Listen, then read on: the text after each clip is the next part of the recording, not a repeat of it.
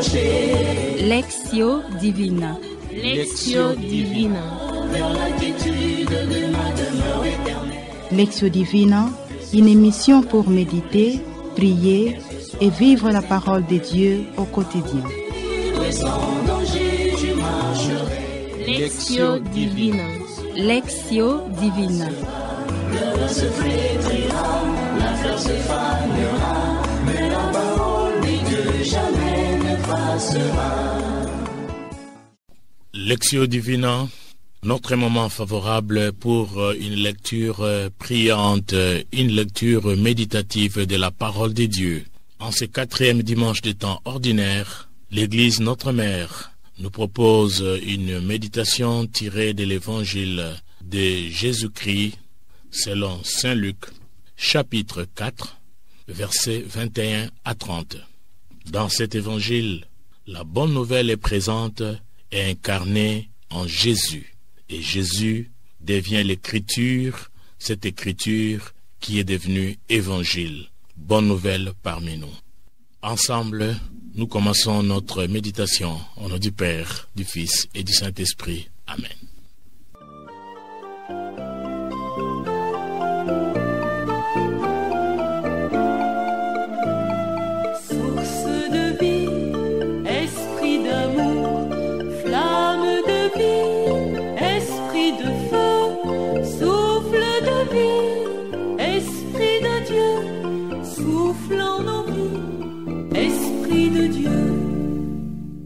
Chers auditeurs, chères auditrices, c'est le moment favorable pour écouter notre texte de méditation.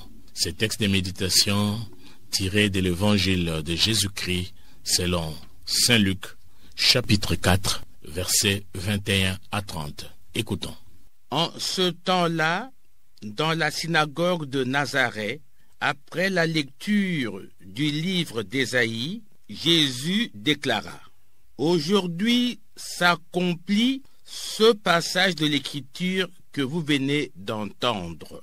Tous lui rendaient témoignage et s'étonnaient des paroles de grâce qui sortaient de sa bouche.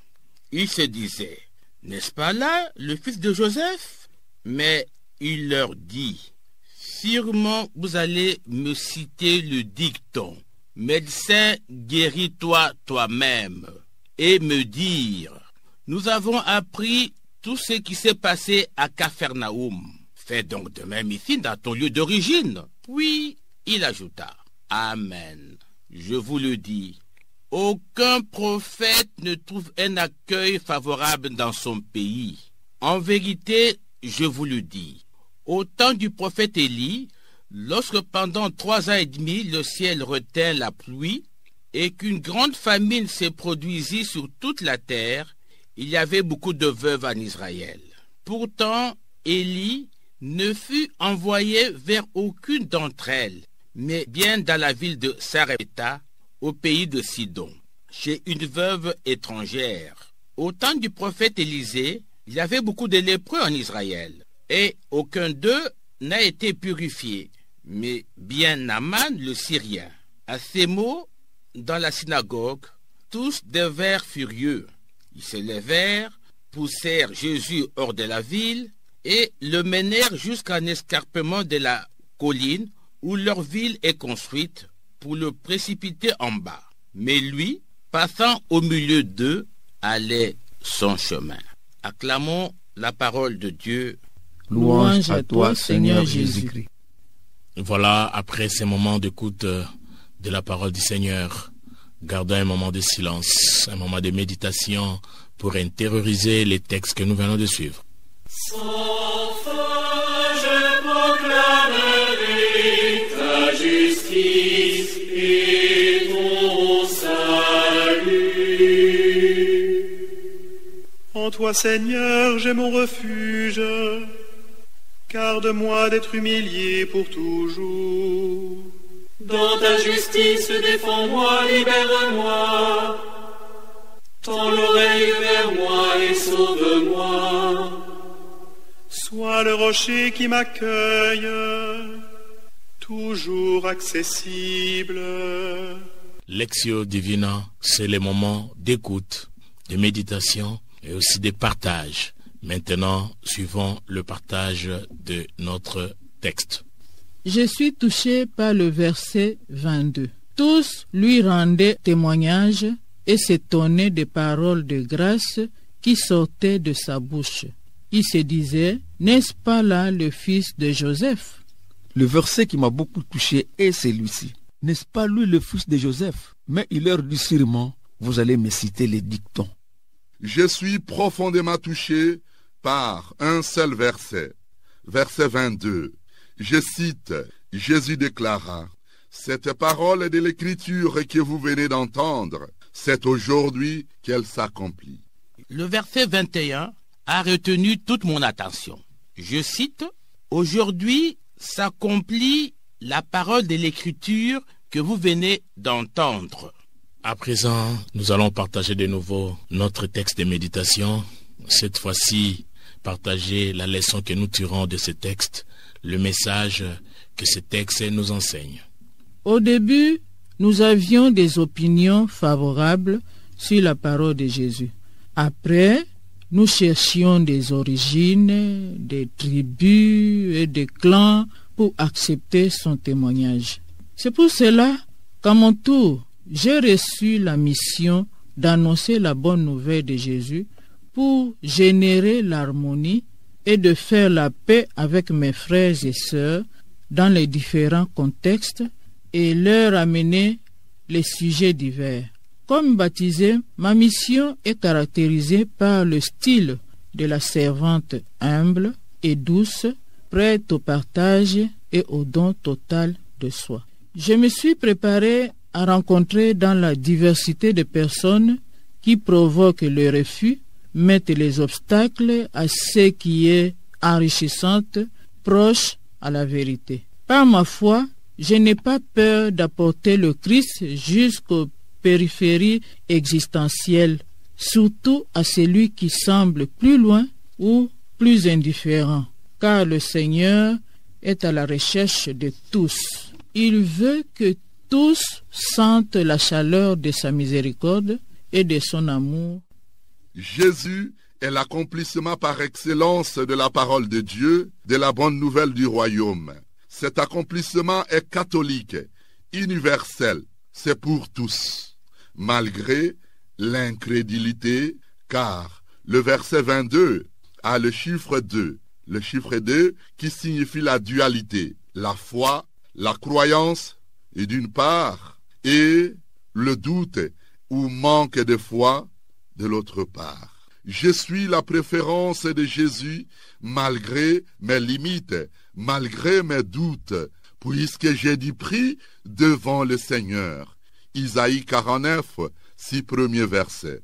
Je suis un Dieu à miniature. Je ne peux pas être en communion avec lui si je n'entre pas dans ce plan d'amour sans frontières, car l'aujourd'hui de Jésus me concerne personnellement, tout d'abord dans une obéissance totale, en vue du ciel où je verrai Dieu dans sa plénitude tel qu'il est. L'installation du royaume des cieux est effective. Elle sera définitive à l'eschatologie, la fin des temps, pour signifier qu'avec la fin du monde, on ira au paradis et on verra Dieu en face. Aujourd'hui s'accomplit la parole que vous venez d'entendre.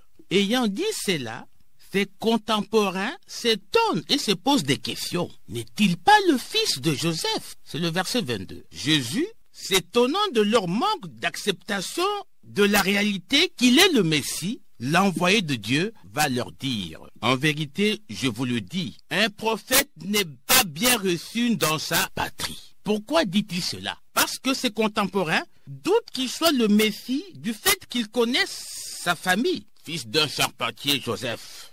En soi, ils réduisent toute la divinité de Jésus dans son humanité. C'est ainsi qu'il s'est mis à leur expliquer pourquoi du temps des prophètes Élie, c'est une femme de Sarepta, une contrée de Jérusalem, et non une femme de Nazareth qui a accueilli le prophète Élie. Jésus voulait tout simplement expliquer le fait que Le manque de foi peut être un obstacle à l'action divine dans la vie des hommes.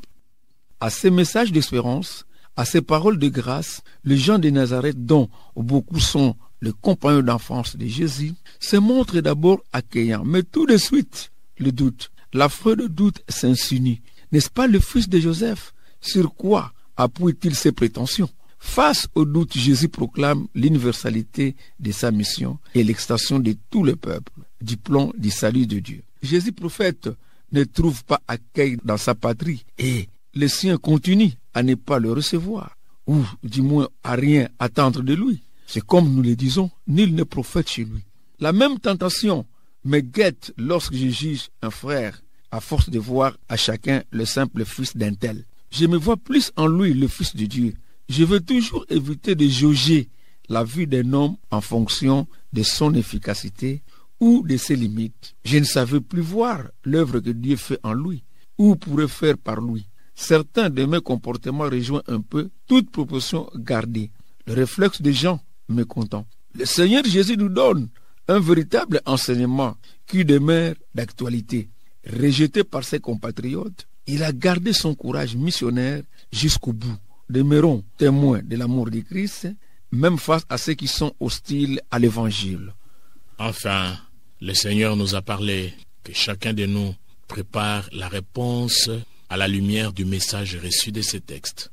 Je vous invite à la prière, je vous invite à répondre au Seigneur par ces moments de prière. Seigneur Dieu Tout-Puissant, toi qui as consacré ton propre Fils Jésus-Christ par l'onction de l'Esprit Saint pour qu'il vienne sur terre établir ton royaume de paix et de justice. Donne-moi de croire qu'il est vraiment ton envoyé, le Messie venu me sauver, et augmente en moi la foi pour qu'avec lui, je puisse installer ton royaume sur terre, par Jésus-Christ le Christ, notre Sauveur. Amen. Seigneur mon Dieu, pour que cette vérité soit bien accueillie, fais que je n'endurcisse pas mon cœur, aide-moi à écouter ta voix. Amen. Seigneur Jésus, aide-moi à affronter avec beaucoup de foi les obstacles qui m'empêchent d'annoncer l'Évangile. Amen. Ô Seigneur Jésus, le Rédempteur du monde, toi qui es venu accomplir la loi et les prophètes, toi qui es l'accomplissement parfait de la parole de Dieu, la parole de vie, je te demande d'augmenter en moi la foi, la charité et l'espérance, les trois vertus théologales, pour que je puisse transformer le monde et faire des disciples pour l'annonce de la bonne nouvelle du royaume. Que je puisse changer mon comportement en devenant lumière du monde. Amen. Nous voici à la fin de notre lectio d'aujourd'hui, Lectio Divina, les moments favorables de la lecture priante et méditative de la Bible. Et dans notre texte de méditation d'aujourd'hui, comme je l'ai dit, tiré de l'évangile de Jésus-Christ selon Saint Luc, chapitre 4, versets 21 à 30. Et là, nous voyons la bonne nouvelle qui est incarnée par la personne de Jésus et cette bonne nouvelle qui est devenue réalité, cette bonne nouvelle qui nous est donnée pour notre salut. Voilà Jésus, le Messie parmi nous, le Messie qui vient nous libérer, nous délivrer de l'esclavage, du péché. Voilà, c'est Jésus qui se révèle en nous, qui se montre à nous comme le Messie. Mais comment je réagis face à Jésus qui se montre à moi? Cet étonnement doit m'amener à la confiance totale en lui, à s'ouvrir pour accueillir cette bonne nouvelle et à lui faire confiance. Ainsi, le miracle sera un signe de foi, pas une démonstration de force, mais un signe de foi, un signe qui nous amène au salut. Sachez que ce message qui est adressé à tout le monde, ce message convient aussi pour tous ceux qui l'accueillent, car le salut en Jésus est universel, le salut en Jésus est pour nous tous. Ainsi, ensemble, Accueillons cette parole avec joie et ensemble, accueillons cette grâce des saluts en Jésus-Christ pour que nous demeurions en lui et que l'effectivité de ces royaumes annoncés par Jésus devienne pour nous une éternité, car nous commençons notre royaume des cieux ici et nous allons le continuer vers l'éternité, là où nous serons éternellement à côté de notre Maître et dans une joie éternelle. Chers auditeurs, chères auditrices, avec joie, nous vous souhaitons bon dimanche en compagnie de l'équipe qui a participé à cette émission de Lectio Divina. Je m'appelle Maman Marie-Jeanne Maloulou Epunzola de la paroisse Marie Auxiliatrice Massina Abattoir, coopératrice Fille de Saint-Paul. Je m'appelle Alphonse Chilumba de la paroisse Saint-Raphaël à Limete, à Kinshasa, en République démocratique du Congo. Jérôme Louemba Luzolo, fidèle de la chapelle Saint-Paul, 12e rue Limete industriel. Maître Bwende Bokutu Exupéry, coopérateur paulinien de la Société missionnaire de Saint-Paul, paroisse Saint-Raphaël. Et à la présentation, nous avons Papa Paulin Zaboudi Tancel, animateur biblique, Centre Liloba, Notre-Dame d'Afrique. À la technique, nous avons Olivier Nguessi et à la réalisation, Sœur Rita, fille de Saint-Paul. Ensemble, nous vous souhaitons heureux et bon dimanche. La parole de Dieu est une lampe à mes pieds. Je marcherai joyeux sur la route sans broncher. Lectio Divina. Lectio Divina. Vers la quiétude de ma demeure éternelle. Lectio Divina, une émission pour méditer, prier et vivre la parole de Dieu au quotidien. Et sans danger, je marcherai. Lectio Divina. Lectio Divina. Le vent se flétrira, la fleur se fanera, mais la parole de Dieu jamais ne passera.